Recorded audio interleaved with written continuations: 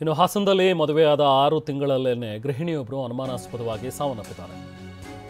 ಚನ್ನಗಿರಿ ತಾಲೂಕಿನ ಸೋಮಲಾಪುರ ಗ್ರಾಮದ ವಿದ್ಯಾ ಅಂತೇಳಿ ಹಾಸನಕ್ಕೆ ಮದುವೆ ಮಾಡಿಕೊಟ್ಟಿದ್ರು. 24 ವರ್ಷ ವಯಸ್ಸು ಈಕೆಗೆ.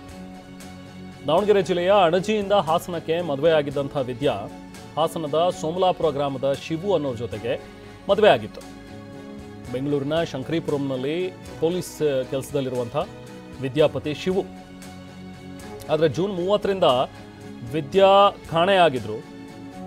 ಅರಸೀಕೆರೆ ನಗರದ ರೈಲ್ವೆ ಟ್ರ್ಯಾಕ್ ಬಳಿ ಈಗ ವಿದ್ಯಾ ಮೃತದೇಹ ಪತ್ತೆಯಾಗಿದೆ.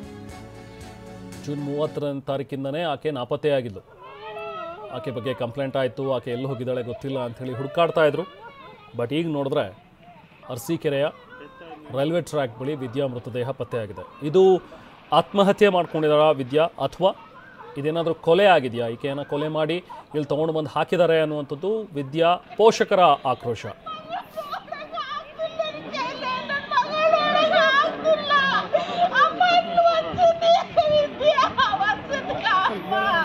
ಮತ್ತಷ್ಟು ಡೀಟೇಲ್ಸ್ ಪಡೆಯೋಣ. ನಮ್ಮ ಪ್ರತಿನಿಧಿ ಮಂಜುನಾಥ್ ನಮ್ಮ ಜೊತೆಗೆ ಸಂಪರ್ಕದಲ್ಲಿದ್ದಾರೆ. ಮಂಜುನಾಥ್, ಬರೀ 6 ತಿಂಗಳಲ್ಲಿ ಇಂಥದ್ದೊಂದು ಘಟನೆ ಆಗಿದೆ ಅಂತ ಹೇಳಿದ್ರೆ ಅಂಥದ್ದು ಏನಾಯಿತು? ಇವರಿಬ್ಬರ ನಡುವೆ ಏನಾದರೂ ಗಲಾಟೆ ಆಯಿತಾ, ಅಥವಾ ವರದಕ್ಷಿಣೆ ಕಿರುಕುಳ ಏನಾದರೂ ಇದ್ರ ಬಗ್ಗೆ ಏನಾದರೂ ಮಾತುಗಳು ಬರ್ತಾ ಇದೆಯಾ, ಅಥವಾ ಇದು ಆತ್ಮಹತ್ಯೆನ ಅಥವಾ ಇದ್ರ ಕೊಲೆ ಅಂತ ಹೇಳೋದಕ್ಕೆ ಏನು ಹೇಳ್ತಾರೆ ಇವರ ಕುಟುಂಬಸ್ಥರು?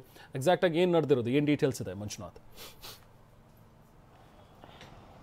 ರೆಹಮಾನ್, ಬೆಂಗಳೂರಿನ ಶಂಕರಪುರಂನ ಪೊಲೀಸ್ ಠಾಣೆಯಲ್ಲಿ ಅಲ್ಲಿ ಅಂದರೆ ವ್ಯಾಪ್ತಿಯಲ್ಲಿ ಕೆಲಸ ಮಾಡ್ತಕ್ಕಂಥ ಪೊಲೀಸ್ ಕಾನ್ಸ್ಟೇಬಲ್ ಶಿವು ಅಂತಕ್ಕಂಥವರ ಪತ್ನಿ ವಿದ್ಯಾ ಅಂತಕ್ಕಂಥ ದಾವಣಗೆರೆ ಮೂಲದ 24 ವರ್ಷದ ನವವಿವಾಹಿತ ಇಬ್ಬರು ಅನುಮಾನಾಸ್ಪದವಾಗಿ ಮೃತಪಟ್ಟಿದ್ದಾರೆ. ಸುಮಾರು 6 ತಿಂಗಳ ಹಿಂದೆ ಇಬ್ಬರು ಕೂಡ ದಾವಣಗೆರೆ ಜಿಲ್ಲೆಯವರು. ಶಿವು ಅಂತಕ್ಕಂಥವ್ರು ಸೋಮಲಾಪುರ ಗ್ರಾಮದವರು, ವಿದ್ಯಾ ಅಂತಕ್ಕಂಥವ್ರು ಅಣಜಿ ಗ್ರಾಮದವರು. ಅವರಿಬ್ಬರು ಮದುವೆ ಆಗಿದ್ದರು. ನಂತರ ಅವರು ವಾಸ ಮಾಡ್ತಿದ್ದು ಬೆಂಗಳೂರಿನಲ್ಲಿ. ಜೂನ್ 30ನೇ ತಾರೀಕು ಇದ್ದಕ್ಕಿದ್ದಾಗ ವಿದ್ಯಾ ಕಾಣೆಯಾಗ್ತಾರೆ. ಪತಿ ಶಿವುಗೆ ಫೋನ್ ಮಾಡಿದ್ರೆ ಯಾವುದೇ ಮಾಹಿತಿ ಕೊಡಲಿಲ್ಲ ಅಂತಕ್ಕಂಥದ್ದು ಕುಟುಂಬಸ್ಥರ ಆರೋಪ. ಈಗ ನಿನ್ನೆ ಸಂಜೆ ಅರಸೀಕೆರೆಯ ನಗರದ ಸಮೀಪ ಇರತಕ್ಕಂಥ ರೈಲ್ವೆ ಟ್ರ್ಯಾಕ್ ಬಳಿ ವಿದ್ಯಾ ಅವರ ಮೃತದೇಹ ಪತ್ತೆಯಾಗಿದೆ. ಇದು ಆಕಸ್ಮಿಕ ಅಲ್ಲ ಅಥವಾ ಆತ್ಮಹತ್ಯೆ ಅಲ್ಲ. ನಮ್ಮ ಮಗಳು ಆತ್ಮಹತ್ಯೆ ಮಾಡ್ಕೊಳ್ತಕ್ಕಂಥ ಹುಡುಗಿ ಅಲ್ಲ. ಆಕೆಯನ್ನ ಹಲ್ಲೆ ಮಾಡಿ ಕೊಲೆ ಮಾಡಲಾಗಿದೆ ಅಂತಕ್ಕಂಥ ಆರೋಪವನ್ನು ವಿದ್ಯಾ ಕುಟುಂಬಸ್ಥರು ಮಾಡ್ತಾ ಇದ್ದಾರೆ. ಈಗ ಮೃತದೇಹವನ್ನು ಹಾಸನದ ಹಿಮ್ಸ್ಗೆ ತರಲಾಗಿದೆ. ಇಲ್ಲಿ ಮರಣೋತ್ತರ ಪರೀಕ್ಷೆಯನ್ನು ಕೂಡ ಮಾಡಲಾಗ್ತದೆ. ಕುಟುಂಬ ಸದಸ್ಯರ ಆಕ್ರಂದನ ಮುಗಿಲು ಮುಟ್ಟಿದೆ. ಯಾಕೆಂತ ಹೇಳಿದ್ರೆ ಇದ್ದ ಒಬ್ಬಳು ಮಗಳನ್ನು ಅತ್ಯಂತ ಸಂಭ್ರಮದಿಂದ ಸಡಗರದಿಂದ ಮದುವೆ ಮಾಡಿಕೊಂಡು ಕೇವಲ 6 ತಿಂಗಳಾಗಿದೆ. 6 ತಿಂಗಳ ಒಳಗಡೆ ಮಗಳು ಈ ರೀತಿ ಮೃತಪಟ್ಟಿದ್ದಾರೆ. ಜೊತೆಗೆ ವಿದ್ಯಾ 2 ತಿಂಗಳ ಗರ್ಭಿಣಿ ಕೂಡ ಹೌದು.